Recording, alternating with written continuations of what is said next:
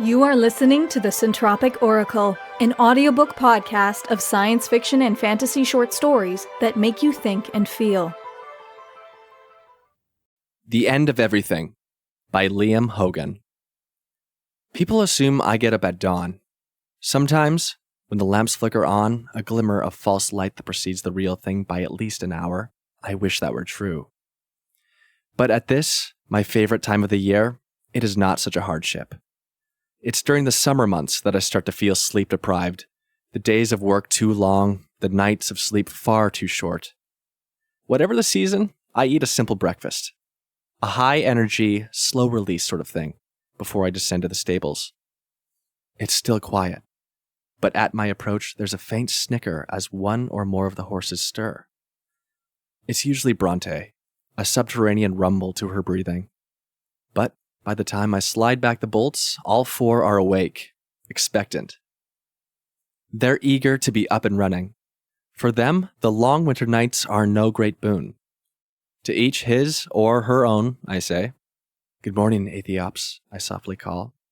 Good morning, Centropic. I lower a sack of oats from my shoulder.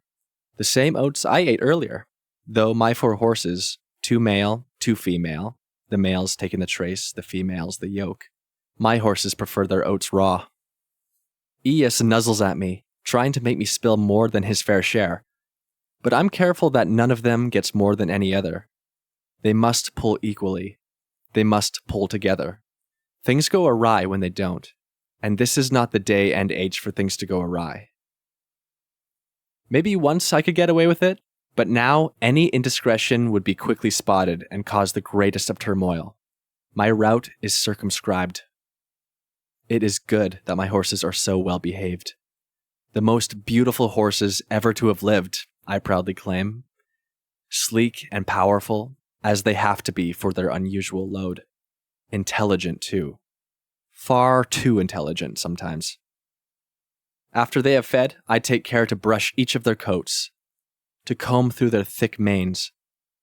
I run blunt hands over their fine limbs, making sure they are and remain in good health. Occasionally, and fortunately rarely, one turns lame and I need to borrow a replacement. Those are not generally good days. Even as I do my work, I worry about leaving a poorly horse behind, untended and alone. I check my watch. It was a gift, a railway man's pocket watch, the numbers large and easy to read, the knob for adjusting the time protected from accidental knocks. It is the same device that allowed the trains to run on time and on schedule, for a while at least, and it serves me the same purpose. Before I had it, before it was invented, no one would notice if I was a few minutes late or a few minutes early. But those times are past. My comings and goings are written down months, years in advance. Today is the winter solstice, the shortest day of the year. The mares are restless, brimming with too much energy.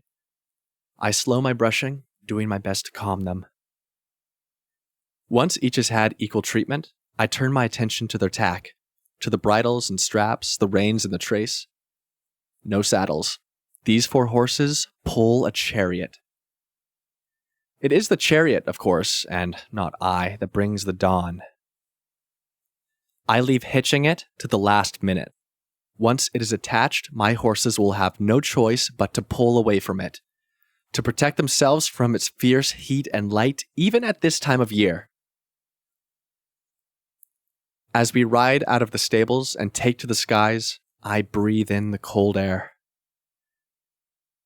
You'd have thought a sun god would be used to the heat, to miss it even, but I always enjoy that first crisp gulp, a taste of the last of the night.